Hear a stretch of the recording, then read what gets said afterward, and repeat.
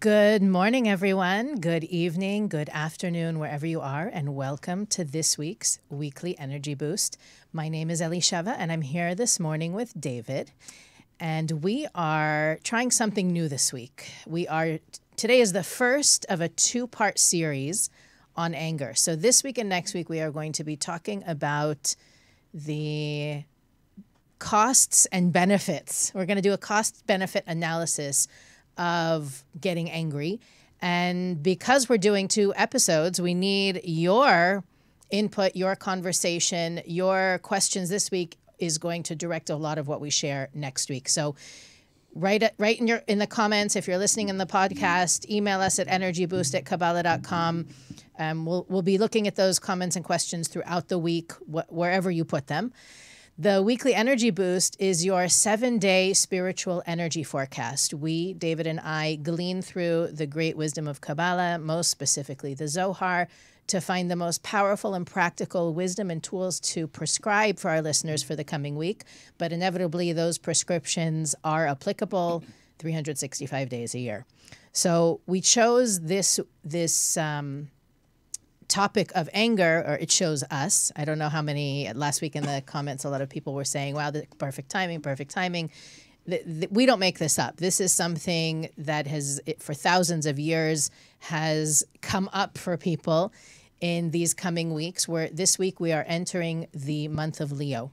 Mm-hmm. And Leo's, that energy is going to influence us for 4 weeks. So these first 2 weeks, we're focusing on what is anger.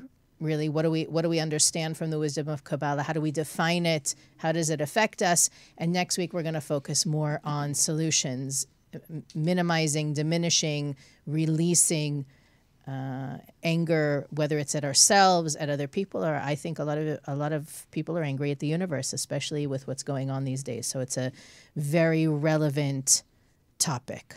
All right, so start us off. Me? Well, I guess the question is, it's not even a question. I think if you would poll, if we walked up and down, I don't know what street this is, Burbank Boulevard or whatever we're near over here. Cahuenga doesn't have too many people walking on it. Is anger good or bad? Actually, even in the Kabbalah 1 course, we have a conversation around what are the things you do that you know you shouldn't, and the things that you know you should do that are good for you that you don't. And right. I think one of the top answers we get, we taught this class thousands of times, when you ask people what's something you know you shouldn't do but you do it anyway, so many people say, I get angry. Now we know, right, this is without having a spiritual background, anger is not a good thing, whether it's not a good thing because it's detrimental to our relationships, it's not good for our health, right? Kabbalah thousands of years ago talked about the dangers of anger and what it does to the body. But even now, modern science is saying, meditate, relax, chill out, decompress, because that anger, as it builds up in the body, has detrimental effects. Well, I would love for our audience, we speak a lot about reactive behavior and how reactive behavior disconnects us from what we define as the light of the Creator, the light of our soul. And when we're disconnected from this light, so we begin to attract a reality of darkness and a reality of chaos. And we're disconnected from that endless energy, that endless abundance that we're all looking for. So we learn in Kabbalah that you have to play the spiritual game, not the physical game.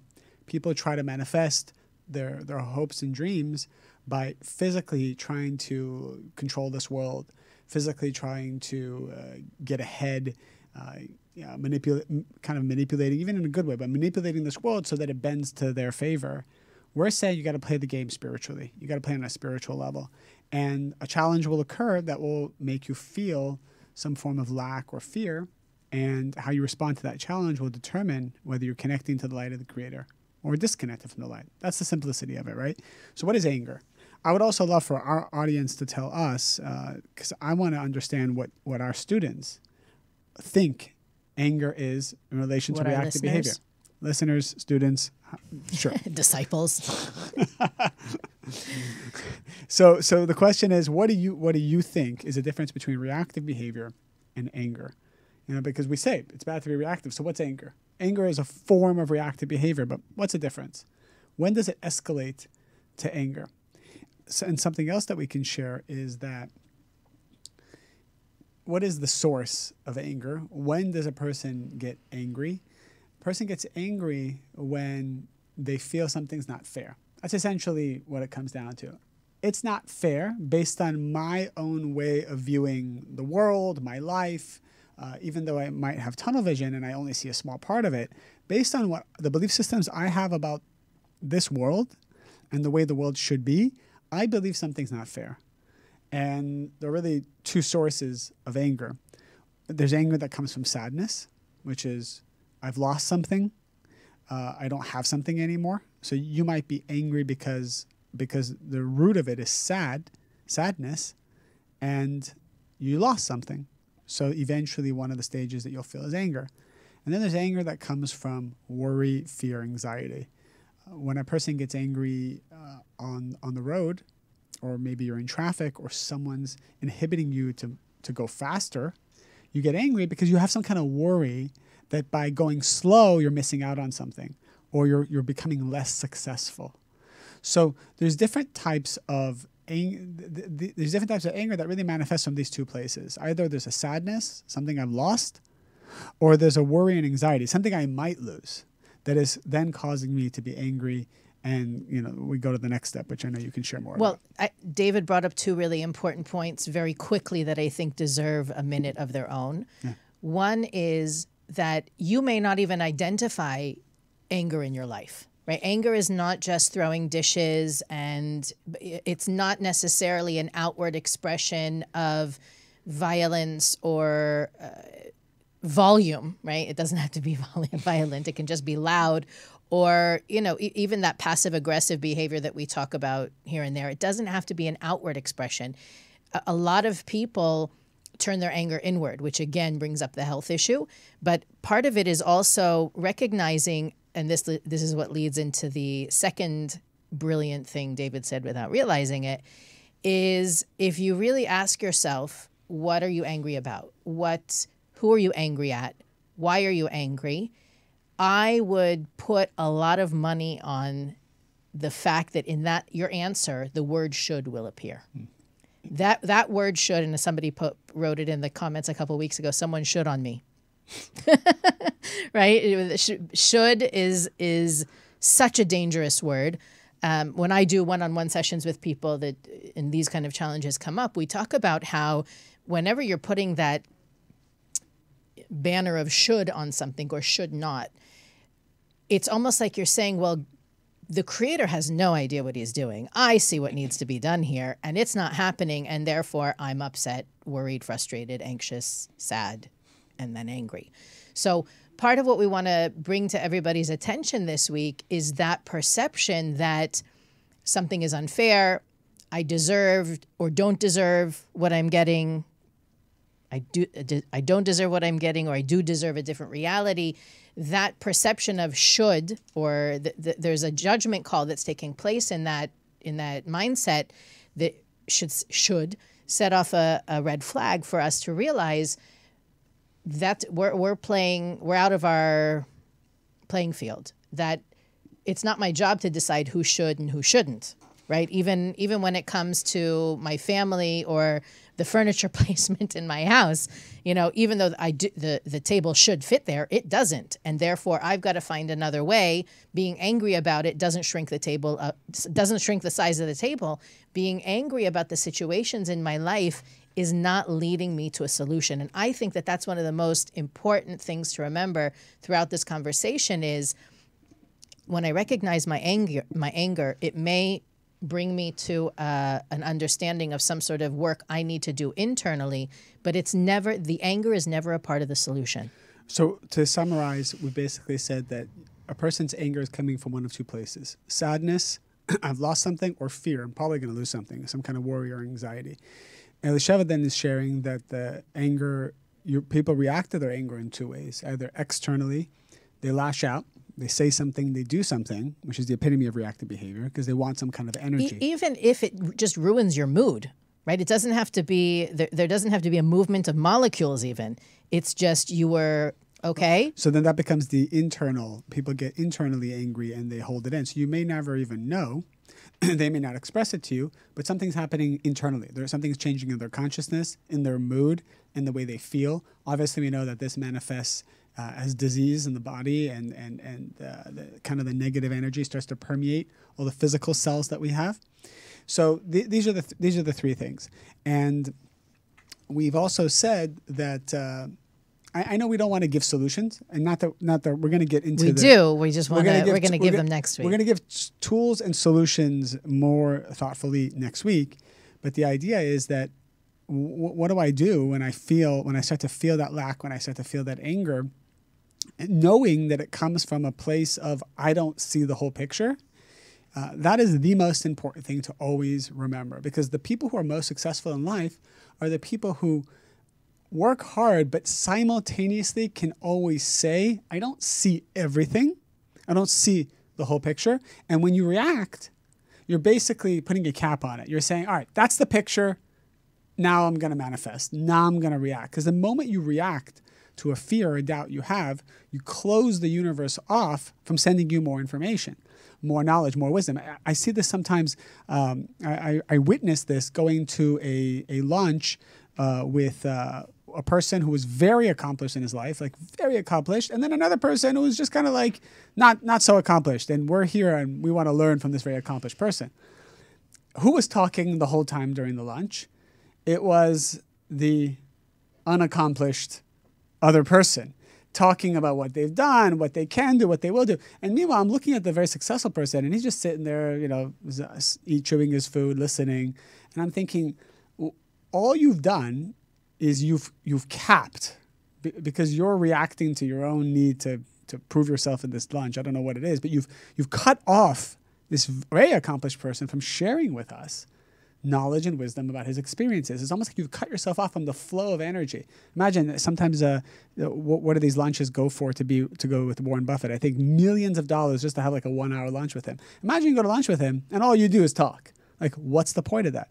The reason I'm making that reference is that a lot of times we get so hung up in us talking, us trying to fix something, us trying to be too involved in a situation because we're angry, and then we cut the universe off, kind of like this very accomplished person, from talking to us and sharing knowledge and sharing, here's the next step, here's what you do, here's the opportunity you don't see, so on and so forth. So this is really huge. Not reacting to your anger, which we're going to give tools about how to do so in the future, not reacting to your anger opens you up to that world of wisdom and information and guidance that the Creator wants to give you. Okay, I'm going to dissect you one more time. First of all, I'm going to say something I don't think I've ever said on the show before. I would say all of us probably need to hear this show more than once, because our goal, David and I, for this show is to raise everybody's awareness. You're listening to this, you maybe even be saying, oh, my dad had an anger problem, but I don't have an anger problem, or I don't.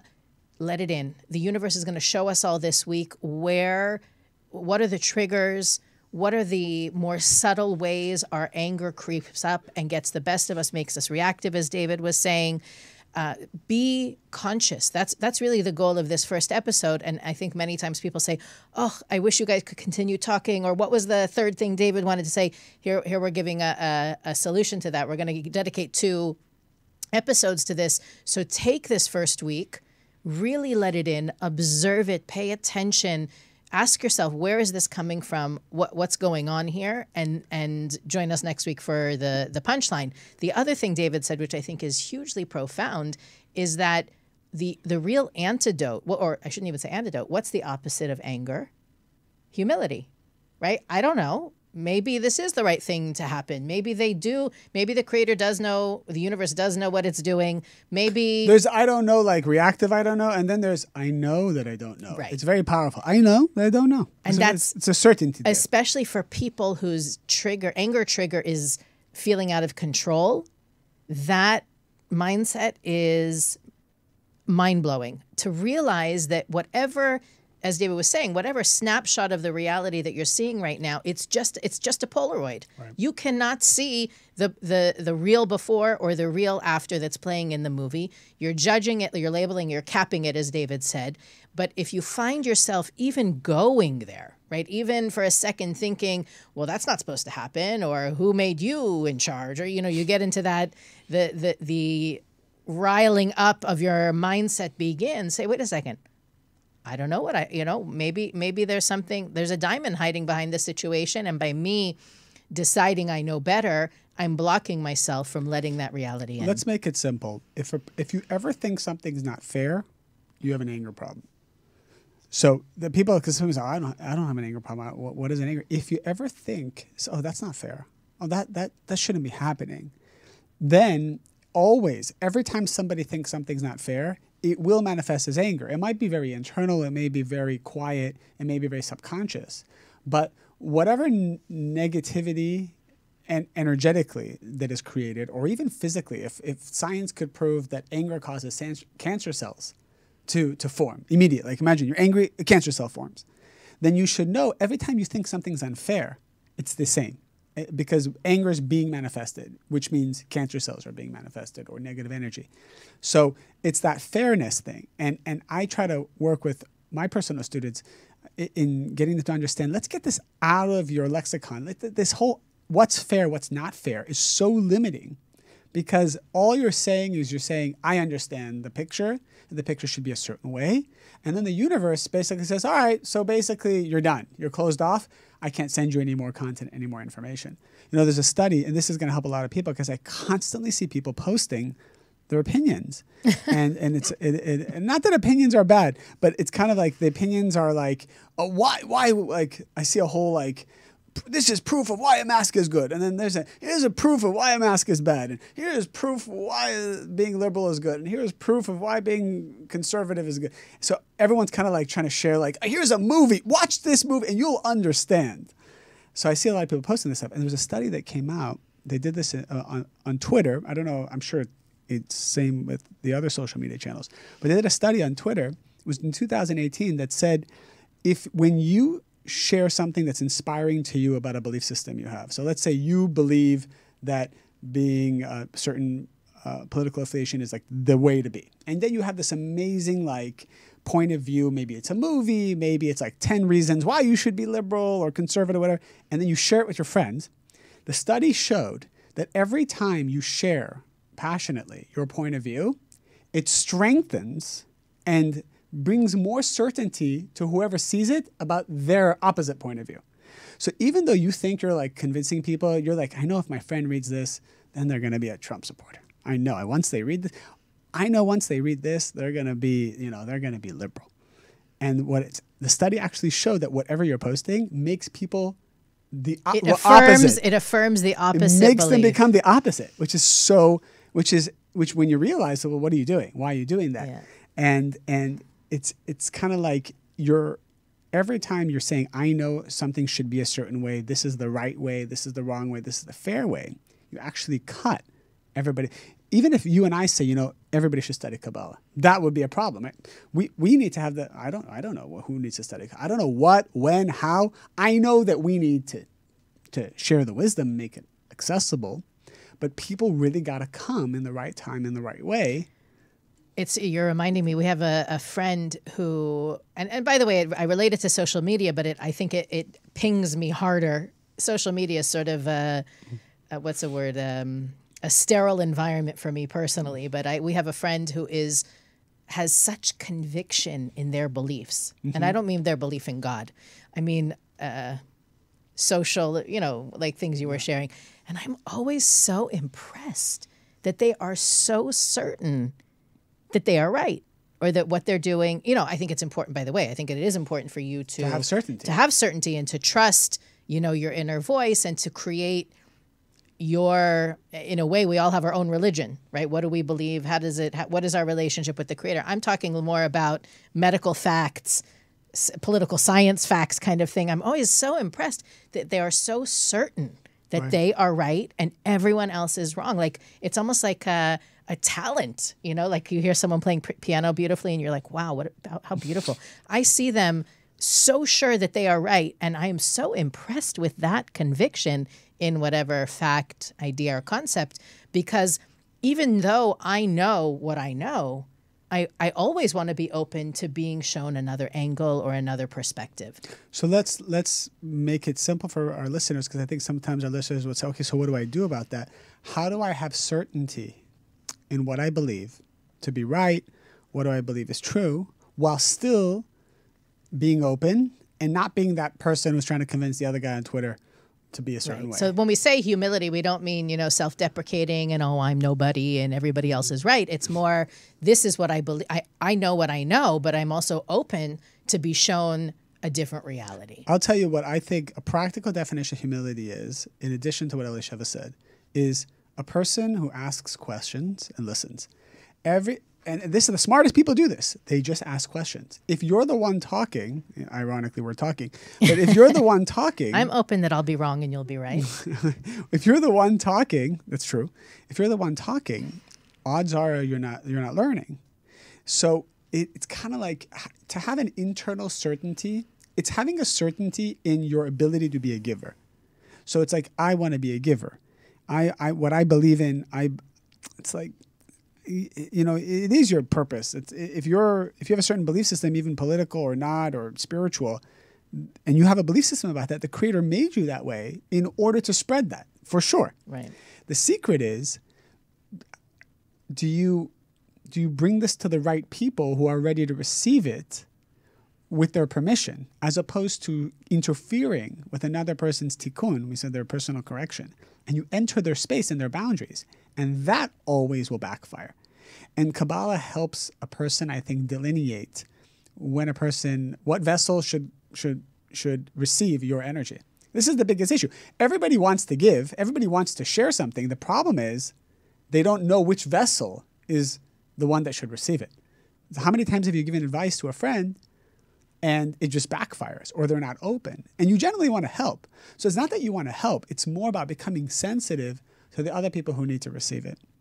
So going back to how we can live our lives is having certainty in something that I believe, that I think should be a certain way. But the way you overcome this fairness issue, which causes anger, is, well, I don't know. I want to hear. What do you have to say? Well, how do you do that? Explain more to me. Learn. And don't argue with the person as you're learning. So you can't do both in the same conversation. You can't say, okay, tell me what you think. And then you say, well, let me tell you why you're wrong. Keep it two separate conversations. If you want to know the art of negotiation and the art of growing and the art of being successful, it's learn, digest, and when they want to ask you about your opinion and then you genuinely feel that they're ready to hear it, so then you have to present it, but not try to convince them. Have you ever felt somebody was sharing something with you and behind it there was this intention of wanting to convince you or control you? So that's also a problem. You have to present it. You have to share it kind of in the atmosphere and let them grab it. I don't know if that makes sense. Yeah, it's a very subtle way of sharing energy without shoving the energy into the other person's vessel. Well, what David said in the beginning, the whole idea of reactive behavior, right? We talk a lot about that in the Kabbalah 1 course. By the way, how's your Kabbalah 1 course going? I think we had 1,500 people. And this week is class... Tonight is class 3. 2. Oh, so people can still join. People can still join by the end of tonight, and it's pay whatever you can. So you just go to Kabbalah.com. I think you can go to Kabbalah.com. Yeah, it's still there. I sent somebody the link yesterday. Yeah? Even if they're not logged in? Share.kabbalah.com/K1. K1. K in the number 1. Yes, you can go. It's free, or pay whatever you can, and it's fire. It's so good. So basically, I don't know if it's this week or next week, the conversation focuses on that, reactive behavior. Where is it coming from? What's the root of it? Tonight. There you go. Okay, so if you want to hear more about this, sign up for the class really quickly. And the one of the underlying concepts is that whenever there's a lack or pain triggered in me, I have different responses I may go to respond or to fill that lack, to fill that insecurity, that fear, that worry. And anger is one of them that actually is really invigorating. I don't know if it ever happened to you. Let's say, for example, going back to the social media thing again, you see an ex having a ball in Punta Cana with, lots of attractive people. An ex. And you get angry. Or before you get angry, there's this button that's pushed inside, this trigger, that makes you, or that awakens insecurity, awakens fear. I'm never going to find anybody else, whatever. It would be different for every single one of us. But then the anger kicks in. And the anger is a funny thing because that lack that, if you can imagine almost like a vacuum opens up in one's being because of what was triggered in that photo or video or whatever. And then the anger, the ego kind of says, get angry. It's going to feel so much better than this lack that you're feeling. And the anger comes in, and maybe you call a friend and you say, did you see the picture? Or, you go out and you talk smack about that person. Like we find a way to use the anger to fill the void. Mm-hmm. And that's why, a lot of people say, I'm sure this has happened to you too, please, people say, I just have to vent. I just have to vent. I have to get it out of my system. What is venting really? You're angry because of whatever happened, and that venting fills that lack. Now, does it solve the problem, boys and girls? No, because eventually that lack is going to get triggered again, and some other negative energy / behavior is going to be called into play to fill it, rather than working on the lack itself. The problem is not the anger. The problem is the lack. And so part of what we want to get to, and what being in David's Kabbalah 1, you'll get the remedy for it, but being able to recognize, and that's what this week is all about. What is it that precurses? What's the word? What's your anger precursor? Right? What is the lack that gets awakened that your anger? I mean, I saw some people were sharing, for example, a lack of control. Feeling out of control is a huge lack. It's a huge void that people feel when they're helpless or they're hopeless, and it's easy to get angry about it.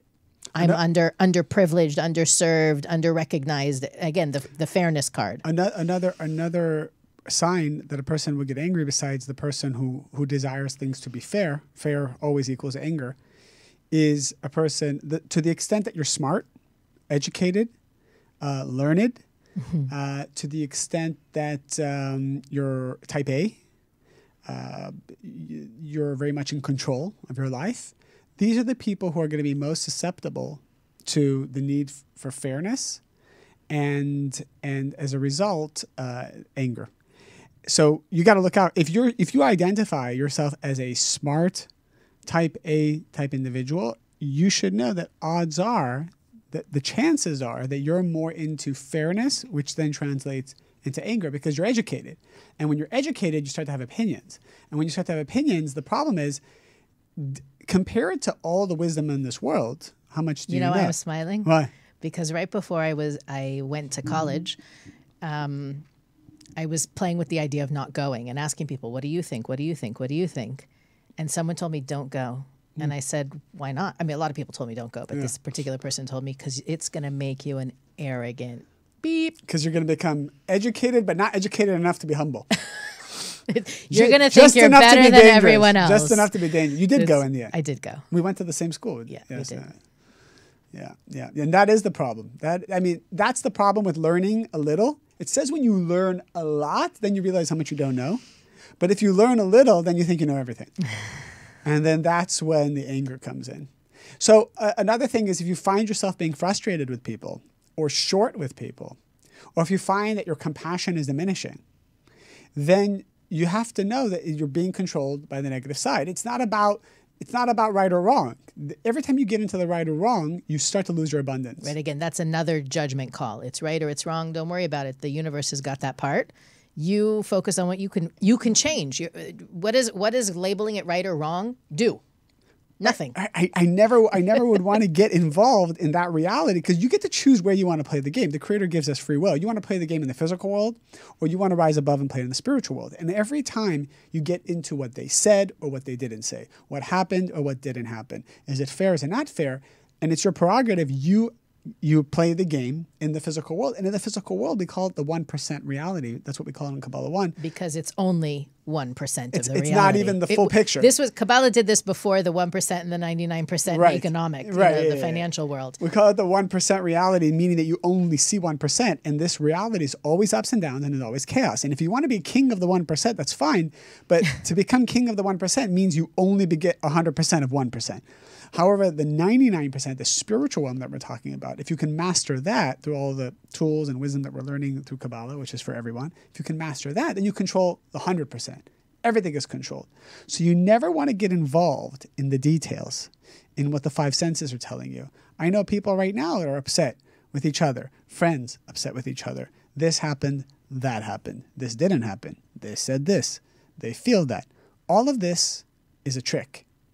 It's a trick that our opponent, we all have an opponent, is trying to steal our energy and is taking our focus away from goals. You must have so many amazing goals in your life, things that you want to achieve.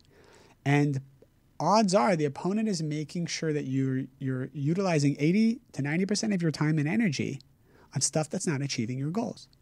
And this is why people get unhappy. And then it's a vicious cycle. I'm unhappy, so I don't have something, so I feel hurt, then I'm going to hurt you, but I'm going to make it seem like I'm helping you, I'm educating you, I'm really trying to help you, you don't see that I'm helping you. Whenever you say you don't see that I'm trying to help you, it means you're being reactive.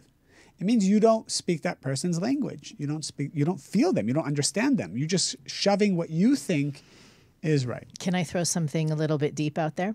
Even though that's your job usually? You're very practical today. I'm going to be a little bit deep for you. So in the ancient Kabbalistic texts, the word, David was saying before, we all want to share, right? Our essence, that is usually or typically naturally our nature is to share. In the original texts, the word is lashpia, which really means to influence. And I think that works really, that's an important detail to add into this conversation, because what we really want to know is that we make a difference, that we add value, that we are powerful, and we want to see our power at work, right? So you walk away from that lunch and you want to know that people heard you, right? And when they don't hear you, or like apropos to your Twitter study, when they do the opposite of what you intended them to do, that sets off that trigger of, I didn't influence, right? And that really that speaks to the DNA of our soul. We are here to influence, not to be influenced. And the force of the opponent that David's going to talk about tonight in class as well, it's not there to win, it's there to challenge us. So knowing that my purpose, no matter who you are on the planet, part of your purpose is to grow in your ability to influence others, whether it means physically sharing, emotionally, mentally, intellectually, any spiritually, whatever, what have you. There's going to be this force that's going to say, you think you can share? Let's see it. And it doesn't come out that way. It comes out in, you're worthless, or nobody's listening to you, or this always happens. There is this constant soundtrack in the back of our minds that's, again, there not to win, but to set us up to get stronger. And in knowing that, rather than, again, getting angry or plotting your retaliation or trying to figure out who gets the one up this time, it's more about, okay, wait a second. What am I missing here? And it reminds me of a quote I saw, and then I'll pass it back to you, that said, maybe I should even look. I remember I shared it on my wall. It was a few years ago. Somebody acting out is actually acting out of hurt. Meaning if somebody's trying to sabotage you, hurt you, being angry at you, being mean to you, rude to you, understand that they're hurting. And when you're able to look more, even it's like 1 foot deeper into the story, you see that you have nothing to get angry about.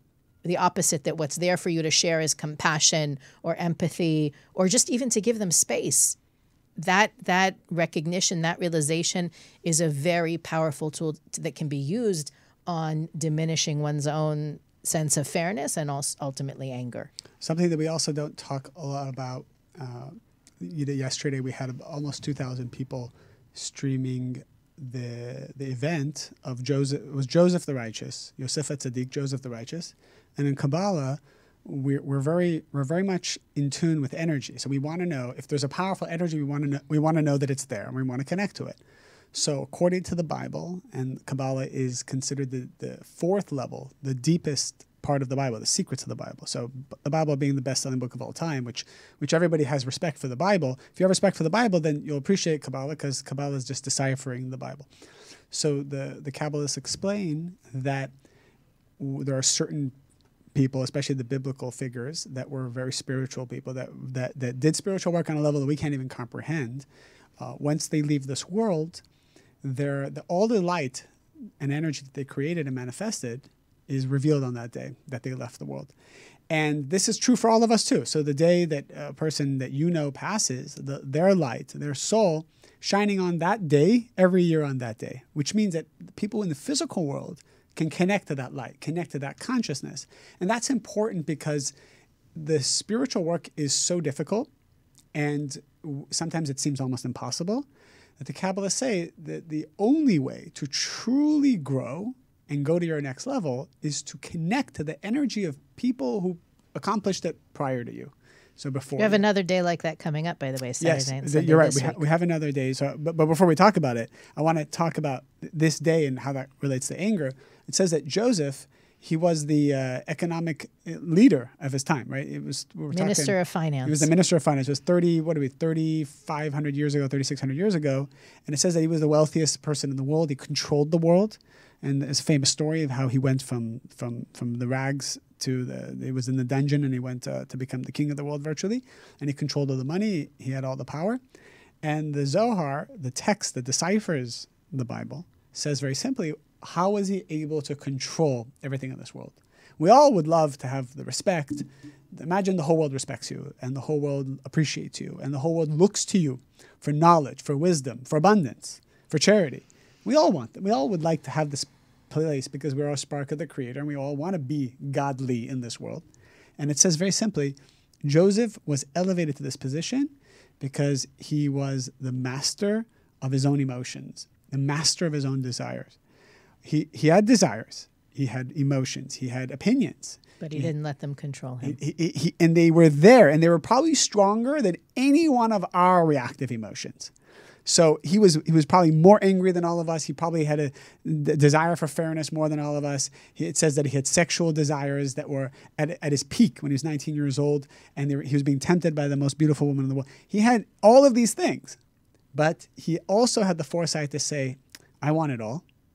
I want to become like the Creator. The only way is affinity of form. I have to control myself. I have to control my desires, I have to control my emotions. Yes, I feel those things, but I must control them so that I can have everything. Not just to be spiritual. Who cares about being spiritual? Some people are so like, be spiritual, like be one with the energy. Who cares? That's nice. Be one with the energy. I don't even know what that means. It's a nice slogan. We want to have heaven on earth. In this earthly domain, I want to experience heaven. The way you do that is to do what Joseph did, which is completely being in control of yourself, which is what we're hopefully teaching here in Kabbalah. The next day that this exists Saturday night. Is it the Saturday night? So it's another great Kabbalist, different secrets. He gives us the ability to decipher and understand our personal correction. Is that correct? Mm-hmm. I think that's what we've been sharing. But before we even get there, we have, this time period, we spoke a couple weeks ago that this is one of the more challenging periods of the year, but there's also these buckets of energy that appear in this time that allow us to fortify ourselves in a way that we don't have every few days. This powerful 3 negative weeks that ends July 31st, I think. 30th is the last day. So the 31st is when it's over. And we're saying in these 3 weeks there are pockets of energy that can be helpful. Right. So one is the new moon, which is this Wednesday, and the coming into that energy of Leo. Already we're transitioning to that shift in energy, and that's why this conversation is so important, because the way that you can hear the lion roar in the jungle from how many miles away. Our inner lions are going to be roaring in this month, and that's why this conversation is so important in these days, to be conscious, to be mindful of when those lacks come up, not feeding that lion, letting that lion, in the same way that you have to starve a parasite in your body in order for it to die, not feed it any sugar. That's what the Kabbalists teach about not filling that lack is actually going to diminish that lack. So a couple other tidbits to know. First of all, we always talk about the day or days of the new moon. It's a very important time to practice what you preach, to be on your best behavior, to be as much in a mode of compassion, kindness, sharing, in control of our reactive emotions. The month in general, it's funny because usually the ebbs and flows of the energy of a typical month it's positive for the first 2 weeks, and then that energy dissipates over the second 2 weeks. The month of Leo, it's the opposite, that the first 2 weeks the energy is more concealed. After the 31st or so, the following week is very positive. We're gearing up for that show as well to share with you some secrets. But bearing in mind, a lot of what the key to harnessing the power of this month really is humility. I would say that that's the buzzword for the month of Leo, is to really constantly be in that state of what David said before. I know what I know, but I don't know what I don't know. I have certainty in myself, but I'm open to hear everything else that's happening. I want to hear the wisdom. I want to receive the wisdom. But I have certainty in myself. I'm not self-deprecating. Right. The self-deprecating has the opposite effect, it unfortunately. Does. If you don't think you're special, you're just going to attract very unspecial things. Yeah. And by the way, that can also be a source of anger. Somebody was asking in the comments, well, what about when you feel disrespected? Anybody who comes to me and asks about disrespect, I tell them, how do you respect yourself? If you do not respect yourself, you can't expect other people to do that. And it's the same thing. It's not, I know nothing, I'm a zero, I'm a nobody. It's, I know what I know, but I know there's so much else to learn. I'm going to rephrase it. When you get upset that someone's disrespected you, it means you're not certain. You're still not certain about yourself. So someone else is just echoing what you feel, and that's what's painful. Because if I am certain I'm a certain way, and you say, "Oh, David, you have blonde hair, you have ugly blonde hair," I'd be like, "But I don't." So, but I'm certain of that. But if that's only 1% of the picture. Maybe your higher self has ugly blonde hair. Maybe. Maybe. But we always will react to that which internally we're not sure about and we also feel might be true. Right. It's just that this person is just shining it. They're basically saying, hey, you have a weakness here. I'm pointing it out to you. You should fix it because there's a weakness here. There's a question here. Do we have time? Yeah. So there's a question here, and we haven't taken a question, so I thought it'd be nice. And it is along the lines of what we're talking about. So Sarah wrote, I have learned my anger is triggered. I think a lot of people have this. Triggered when I sense others are being harmed or mistreated, right? So a lot of people feel this way. It's also injustice. Yep. You see injustice. You see someone close to you or not being harmed or mistreated. You start to get angry. Specifically vulnerable individuals, right? Individuals who may not be able to take care of themselves. What is the difference between venting and assertive communication? Is it timing? Is it love? This is a good question. A lot of people. You have an answer? I have an answer, but do you have an answer? No, I want to hear what you're going to say. Let's understand what your goal is. You see someone being mistreated or harmed or abused, which is a horrible thing.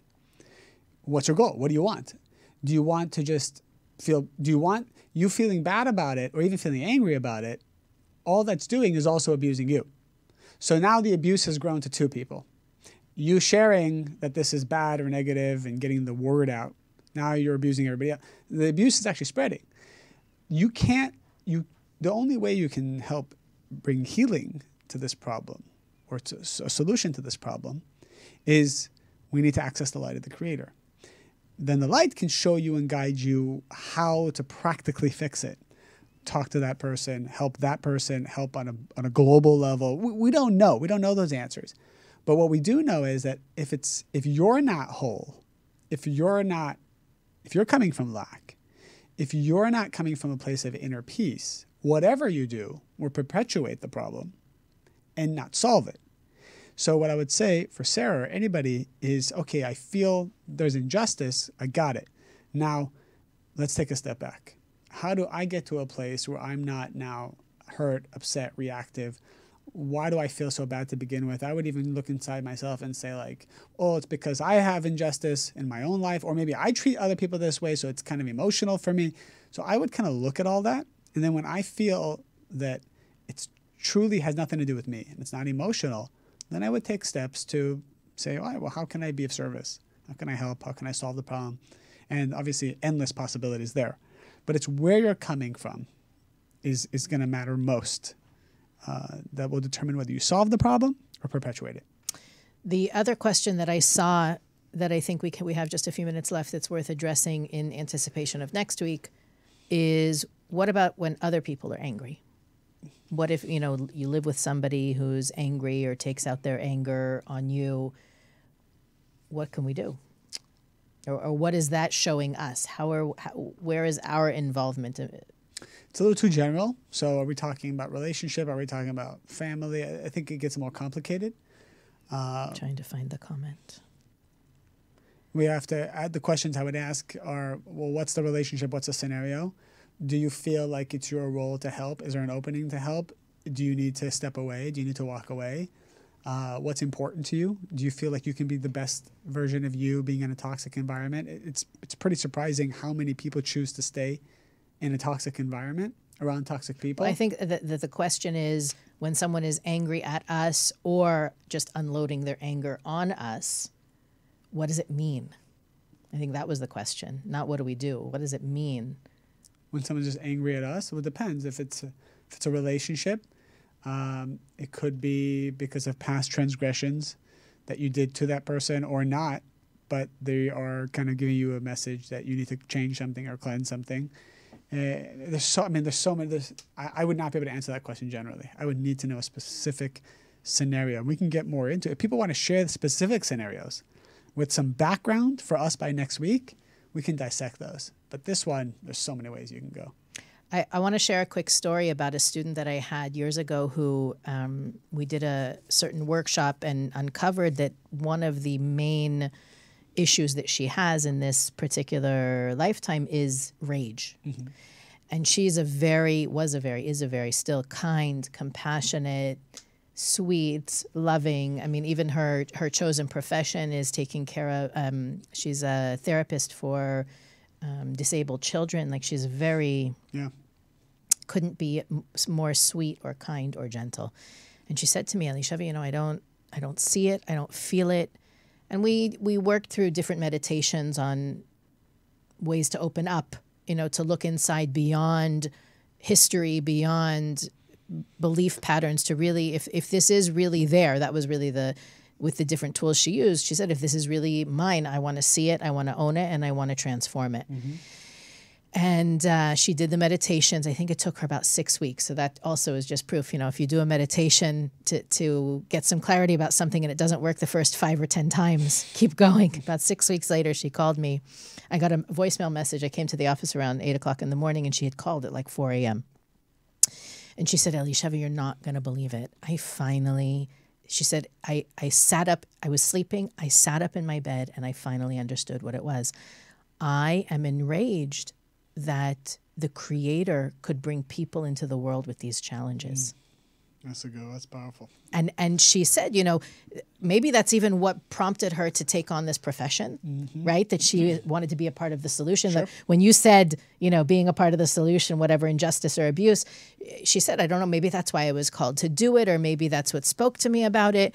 But every day, and I'm angry at the parents for not identifying the challenges earlier. They don't take the doctor's prescriptions to put their kids in therapy. I'm angry at everybody, but these poor, innocent children who they didn't, she went through this whole justice, it's not fair. And so I'm sharing that because I think for a lot of our listeners, they're probably going, yes, that's me. But there's some of our listeners who are saying, I just don't, I'm not an angry person. If you have those justice issues, mm-hmm. if you are a person who gets easily frustrated, if you are a person who gets impatient or irritated, whether it's with small things or big things, this is the week to look at your challenges, your issues, whatever you want to call them, through the filter of anger, and to understand something is being triggered in me and I am allowing that lack to be filled with anger. And I remember our teacher, Rev Berg, used to say, you could be angry for all the right reasons. And there are reasons to be angry, right? The injustice in the world, all the unfairness. However, the anger is not only not solving the problem, it's also hurting you in the process and probably the people around you. So as we go into this coming week, we have the new moon of Leo on Wednesday. We have Sunday, another powerful day.